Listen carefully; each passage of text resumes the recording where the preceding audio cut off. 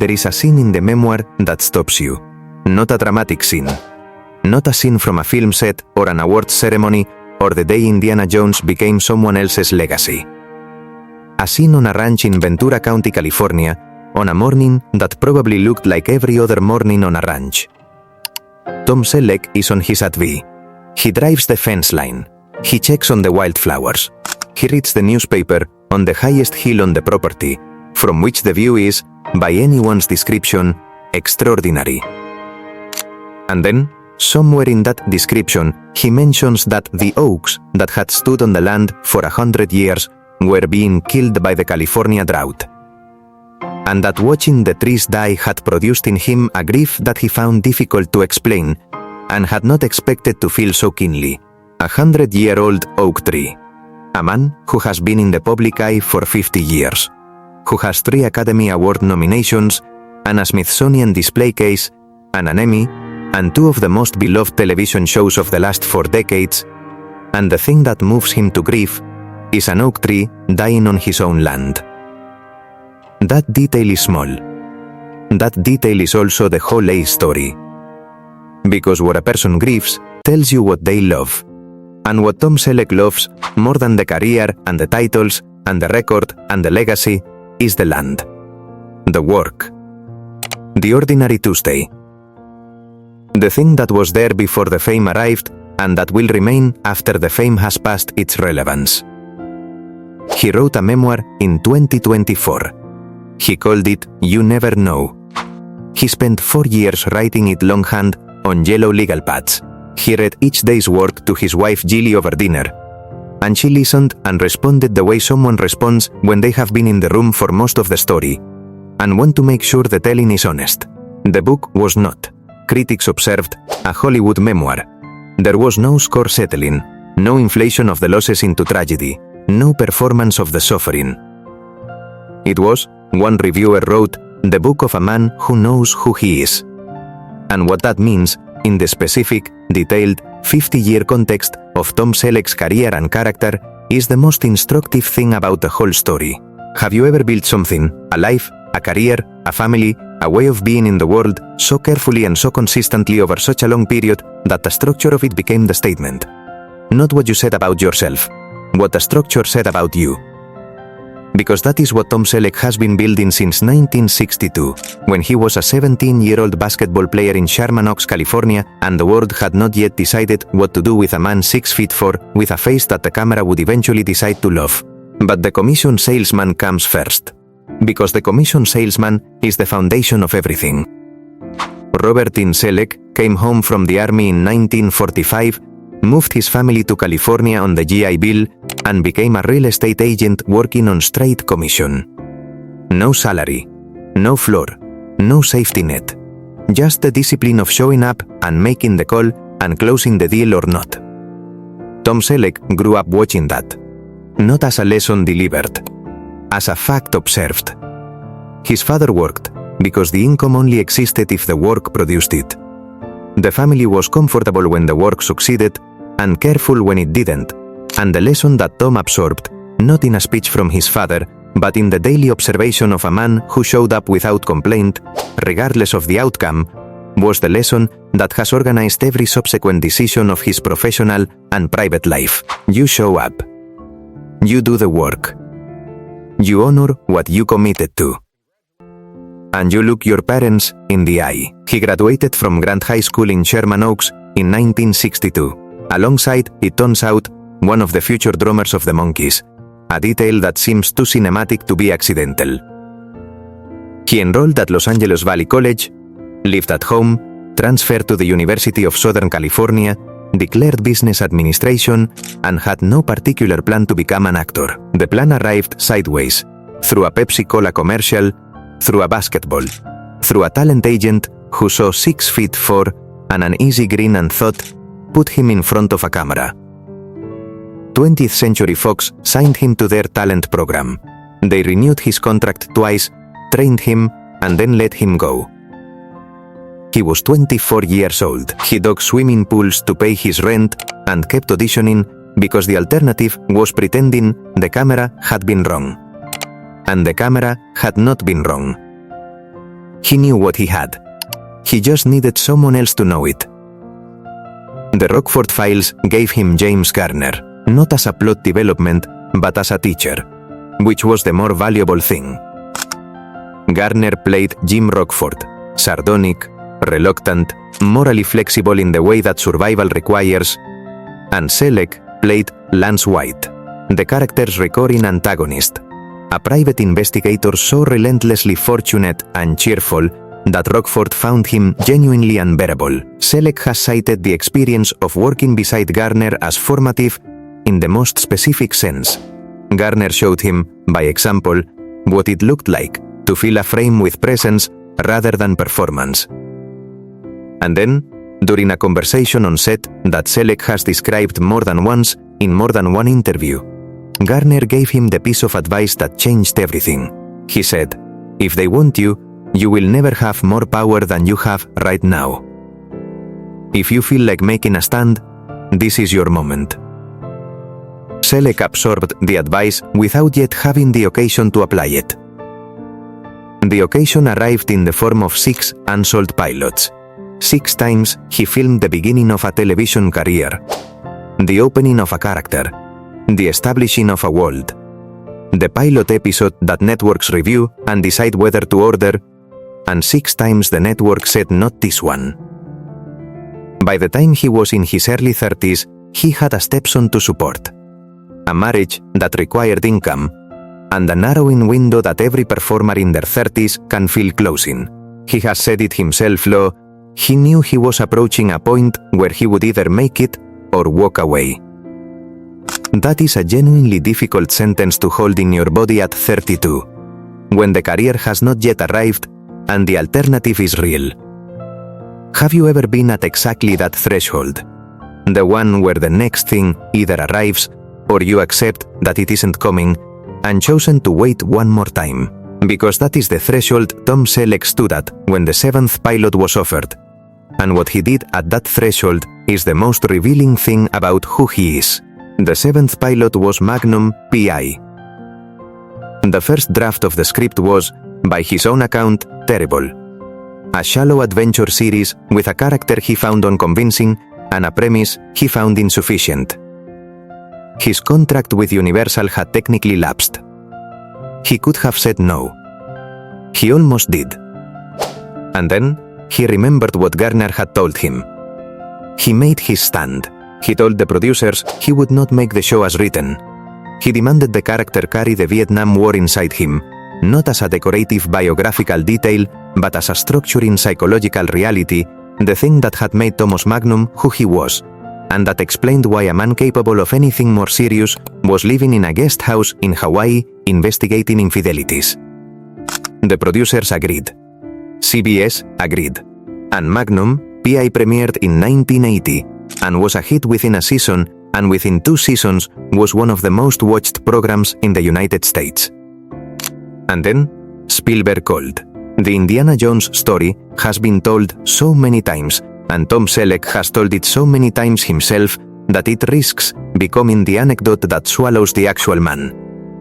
But it is worth telling again, because the version he tells in the memoir is the most complete, and the most honest, and the most revealing of who he is.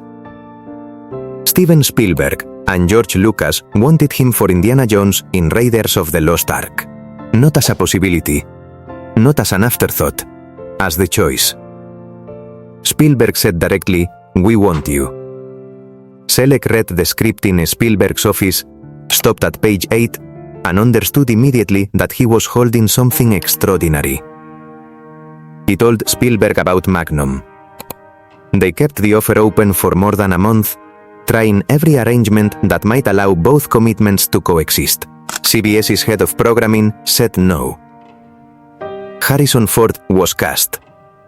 The film was released in 1981 and became the defining franchise of its generation. What happened next is the thing the story always rushes past.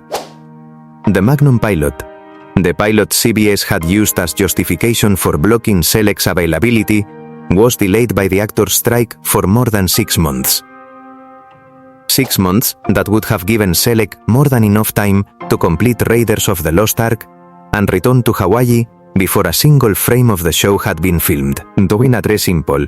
In the memoir, with a specific economic demand, someone that gone decades torcando, tas important forgaretu genuinely, specifically, irreversive con novel.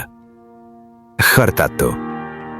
Nietoni regreto patku, horerif, for dias des mostopani. And then, nobody saw nos decide a contract for Magnum. At that moment in time, it was the best thing that had happened to me in a dozen years as an actor.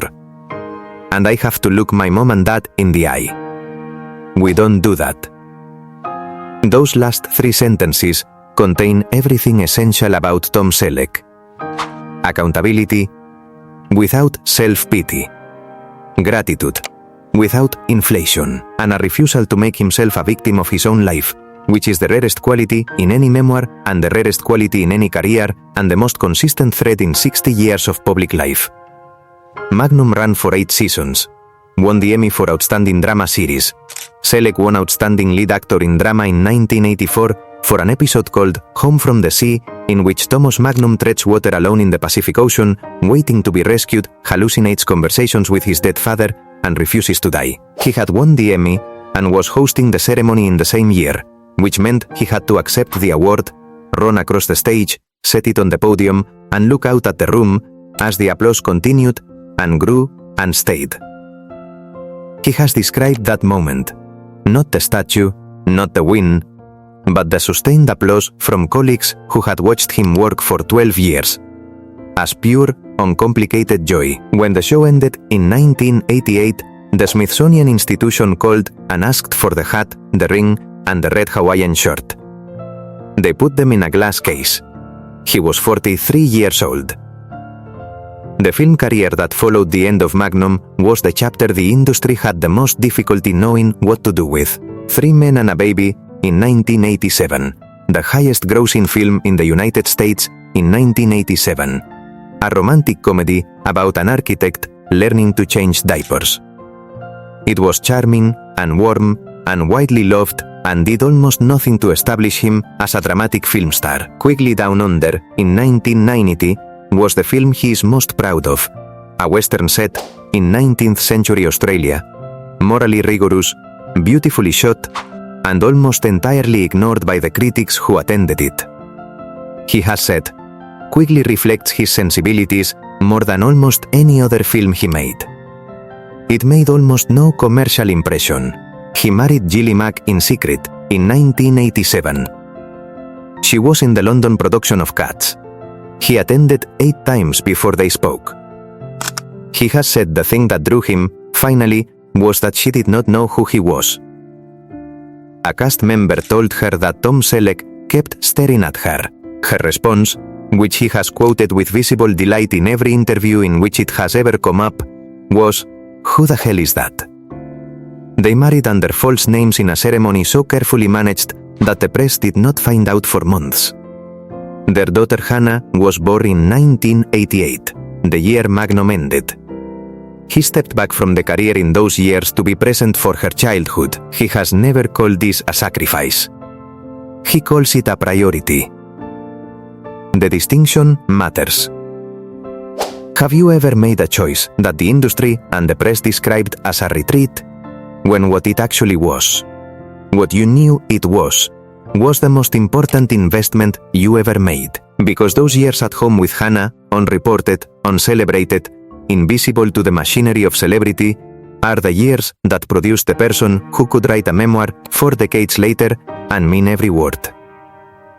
The Jesse Stone films came in 2005, 9 low-budget television films over 10 years, based on Robert B. Parker's crime novels, featuring a small-town police chief of moral complexity and private grief and absolute professional commitment. Selleck has said that Jesse Stone probably reflects his sensibilities more than anything else he has made. The films were critically polite and commercially modest and adored by the audience that found them and returned every time. He made them because he believed in the character, and he kept making them because the audience who loved them deserved that he keep making them. Blue Bloods began in 2010. Frank Reagan, The Commissioner, The Patriarch, the man at the head of the table who asked every Sunday dinner whether the decision was legal and whether it was right, and whether those two things were the same, and what to do when they weren't. 14 seasons, 293 episodes, 6 million viewers per episode in its final years. The show was winning its time slot. Every cast member wanted to return. CBS cancelled it in 2024 because of what they called scheduling constraints. Selleck fought it publicly and without dignity, protecting equivocation. He told journalists he believed CBS would come to their senses. He told journalists this more than once. They did not come to their senses. The final episode aired in December of 2024, and the franchise that had been his third great act. The show that had made Frank Reagan as beloved to the audience that found him as Thomas Magnum had been to a different generation, was over. He had seen this coming, in a different form. When Magnum ended, he had been 43, and the artifacts were in the Smithsonian before the ink was dry on the cancellation. When Blue Bloods ended, he was 79, and had spent 14 years in a character that requires something he had been building his entire career: the authority that comes not from dominance, but from integrity. Frank Reagan was right. And he was right in a way that cost him something, every week. To be right. That is not a performance. That is what happens when an actor brings 50 years of knowing who he is to a character who has to know who he is. In December of 2025, he signed with United Talent Agency. The signal was clear. He is not done. He told an interviewer, "As an actor, you never lose that sense that every time you finish a job, it might be your last job." He said, "I have a lot of reverence for what I call the work." He said, "I want to sit on a horse again." He mentioned Taylor Sheridan's world of Western storytelling as the kind of project he would run toward. A Jesse Stone project is in development. The cast of Boston Blue, the Blue Bloods spin-off, has left the door open for Frank Reagan to return. Selleck has not walked through that door yet. He has not closed it either. He is still here. On the ranch in Ventura County, on the land that was once Dean Martin's, the wildflowers come back every spring on their own schedule, regardless of what is planted around them. The oaks that were killed by drought are gone. He described grieving them. He described watching them die with a quality of attention that belongs to a man who has come to understand that the things worth loving are worth grieving when they go. He drives the ATV. He reads the newspaper on the hill. He has been married to the same woman for nearly 40 years. He raised a daughter who grew up knowing her father chose to be there. He wrote a memoir on yellow legal pads that his wife listened to over dinner every night for 4 years. There is a test that the memoir passes, that very few Hollywood memoirs pass. You could not have written it from the outside. It contains things that only a man who has been quietly honest with himself for 60 years could know. The weight of the Indiana Jones loss, neither inflated nor dismissed. The specific joy of the Emmy applause, neither performed as humility nor as triumph. The particular grief of an oak tree on your own land. The distinction between what a career produces and what a life is for. Tom Selleck's story is not a story about an actor who almost got everything and settled for what remained. It is a story about a man who built the life he wanted. The land, the work, the family, the commitments honored, and who happened to make some of the most beloved television in the last 50 years along the way. The Indiana Jones hat is in someone else's museum. The Smithsonian hat is in a glass case. The yellow legal pads are in a book. And somewhere on a hill in Ventura County, a man who has been in the business for 60 years and has never once appeared to require your permission for anything is watching the wildflowers come back and thinking about what he wants to do next. I δεν μπορεί ένας αρτάλ por día, δώρος τους φορκερκόμεαν ασοσκότου. nido por recognición in etorodio, nido por cari fuercanigdi, niduren afifsio, veretasis turinechotu. Ido ponasore zaurroporidio. Inetunes comentodi. Leave a comment below. Do costome mincher disenten as Tom Selleck has been living out, do han no nacihurin Sharman Ox, Joviogos bolin a commission salesman, show up every day, regardless of outcome. And it is the sentence that makes the memoir. And the ranch, and the oak trees, and the yellow legal paths, and the one more horse he wants to ride, make complete sense. If this story found something in you, subscribe and tell me in the comments what is the Tom Selleck moment that has stayed with you.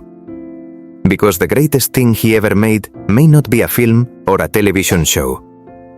It may be the 60-year consistency of a man who showed up, honored what he committed to, looked his parents in the eye, and never once did that.